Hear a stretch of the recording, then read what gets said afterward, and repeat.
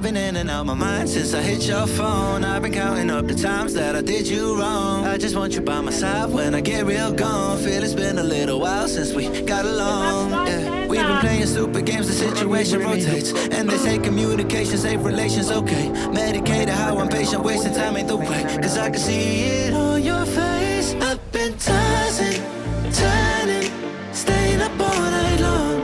I've been calling, yearning, wondering what I did wrong. I could tell by your eyes you got something to hide. So open your mind up, let me inside, and let's make it right. Ulit. Hi guys! Currently, nandito kami sa side number ng park. Naghihintay kayo mag-open ng Baguio Night Market. Mag-explore kami ng mga food trips na hindi namin natatry sa Manila. Tsaka maghahanap kami ng mga jacket sa Okay. Kasi isa lang ang nadala kong jacket. So samahan nyo akong explore itong Baguio Night Market.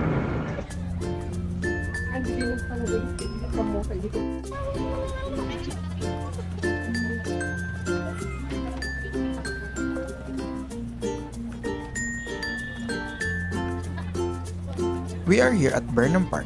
It's around 8 PM. Papunta kami dapat sa night market pero 9 PM pa pala ang bukas. Nakaagaw ng atensyon yung lights around the Burnham area kaya nag-explore muna kami since later pa naman mag-open. Madaming food stall and souvenir shops sa area. May mga mascots and rides for the kids. Madami ding coffee shops offering different kinds.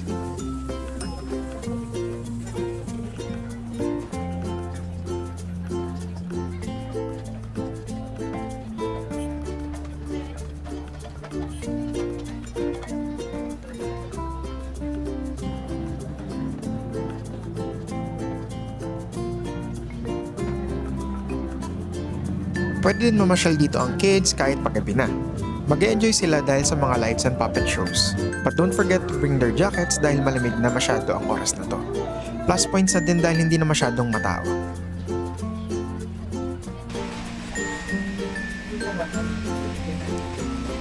This time, I'm gonna try a Vietnamese coffee na may yolk since bago siya sa paningin ko.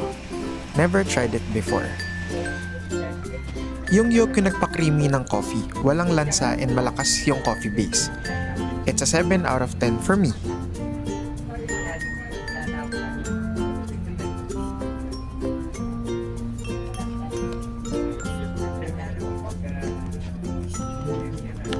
First time trying Vietnamese coffee. Ito yung may yolk. Sabi, tikman muna daw yung top bago i-mix. Ito yung yolk.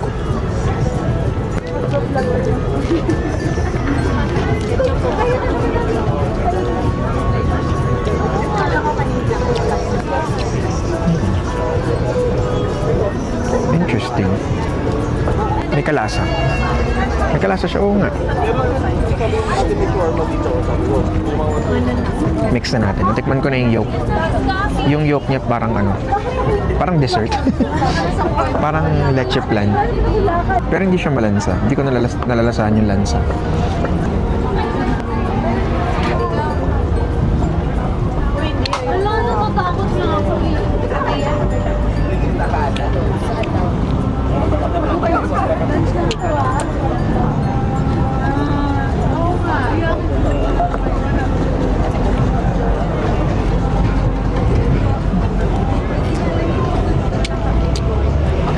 Init.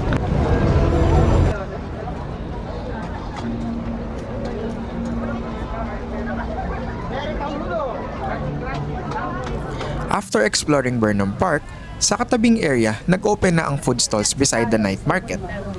Madaming variation ng foods pero may paulit-ulit din. Sobrang daming tao kaya it takes time bago ka maka-order sa stall na napili mo. Around 10 minutes waiting time on a weekend. My plan is to try something new but hindi ito naging possible since mahaba ang pila sa mga food na sikat. This food trip is good for an experience pero when it comes to lasa, hindi siya yung tipong uulit-ulitin mo. Or siguro natapat lang ako sa mga food na sakto lang.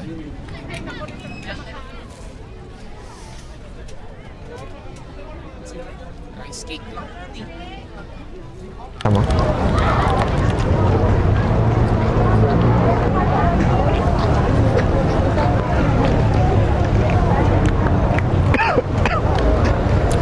Gusto ko ang anghang.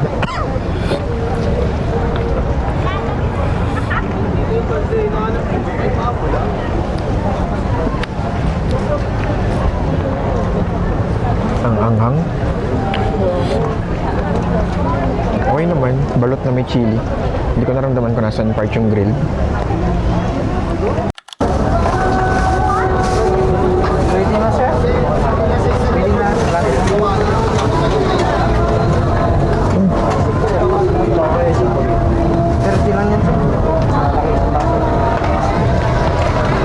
Hindi natin ng chili. Kilid ko lang.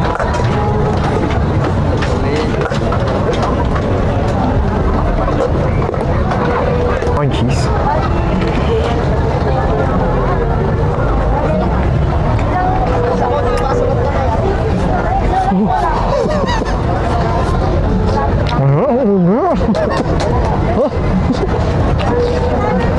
Ang init. Bagong luto pala yung tokwa. Ito alam ko, nakakagating ko na sa gitna. No, masarap.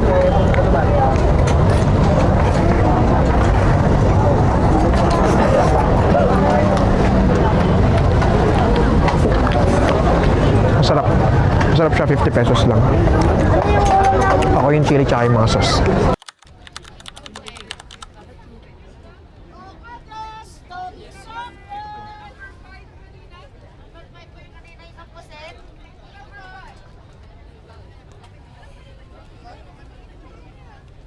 Yung cheese sa scallops masyadong na-dilute sa milk kaya underwhelming yung lasa. 180 pesos yung 10 pieces. Hindi pantay-pantay yung serving since magkakaiba yung size ng scallops, pero consistent na 10 pieces lang. It's 6 out of 10 for me.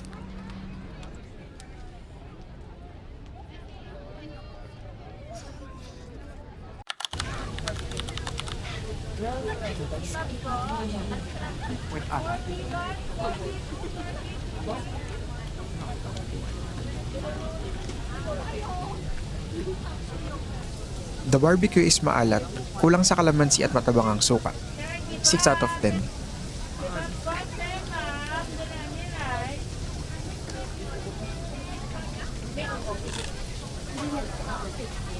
The kebab tastes like barbecue din, spicy sauce na nilagyan ng ketchup na maanghang.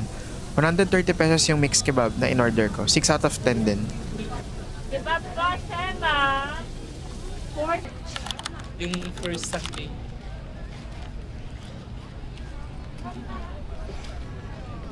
The 10-won sandwich is good. Sikat yung ganito sa Korea.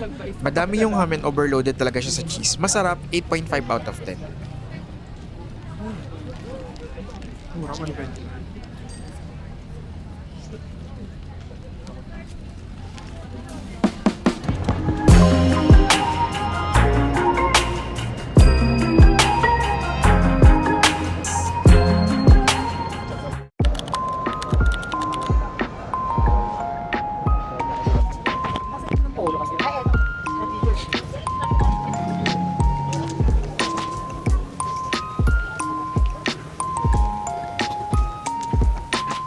Tawa na kasi yung kain, maglakad.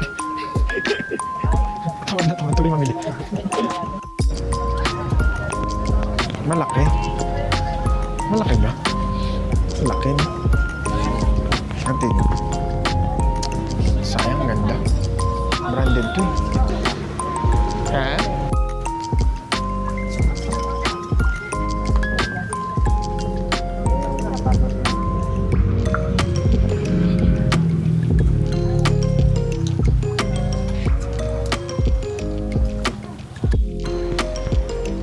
Ito?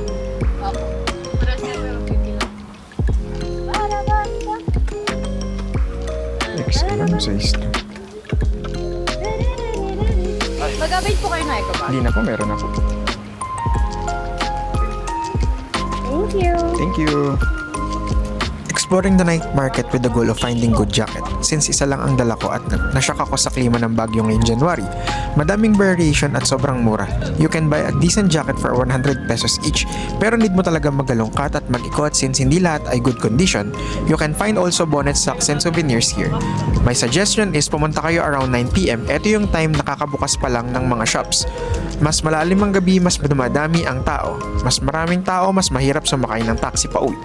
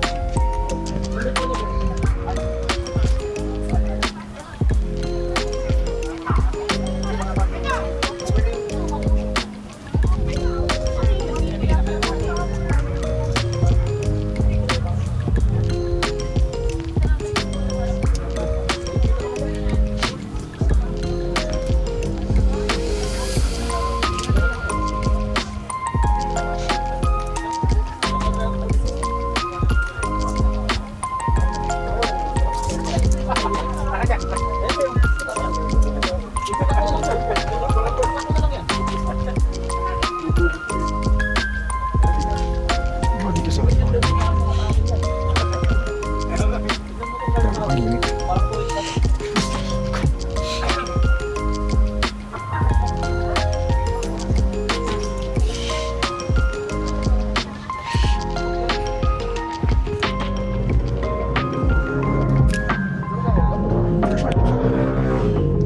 Kaya ito sa akin.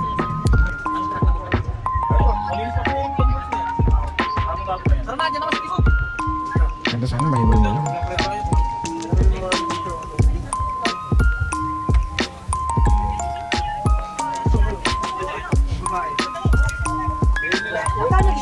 Alay.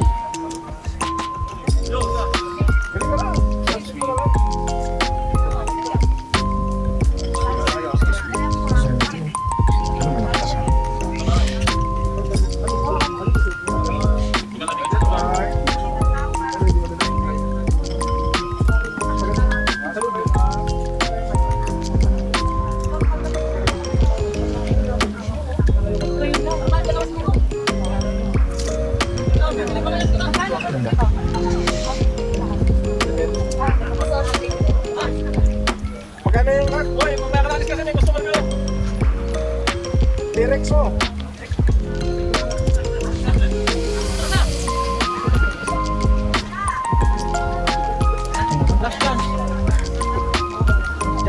Ito na. Pag-isa mo lang. Magkano yan? Ito magkano. Dito to sa kanila. Ito. 200 na lang to. Tapos ito, 200 lang. Eh, may discount ka naman. 200. Bali magkano? 400. 400. Pero dito, binawasan ko ng 50. Okay lang. Tapos Sige. libre na lang talaga. Bawal check lang.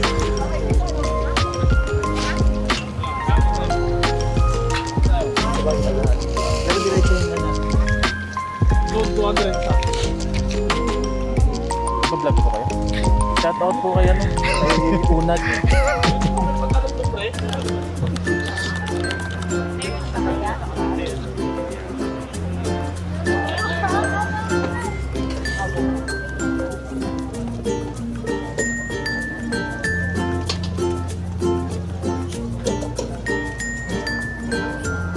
Thank you po.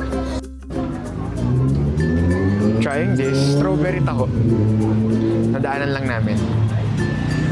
Natry ko na before, di ko lang ma-recall kung anong lasa nito.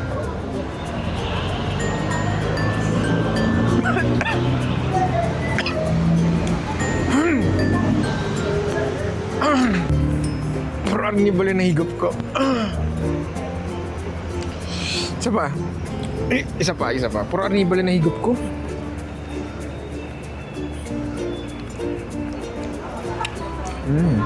Asang strawberry. So, nandito ako ngayon sa may gilid ng Burnham.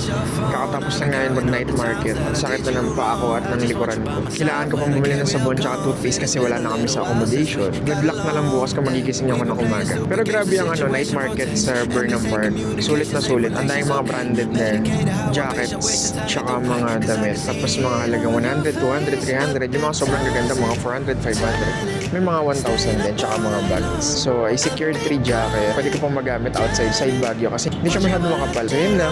I'll see you tomorrow. Bye-bye. You got some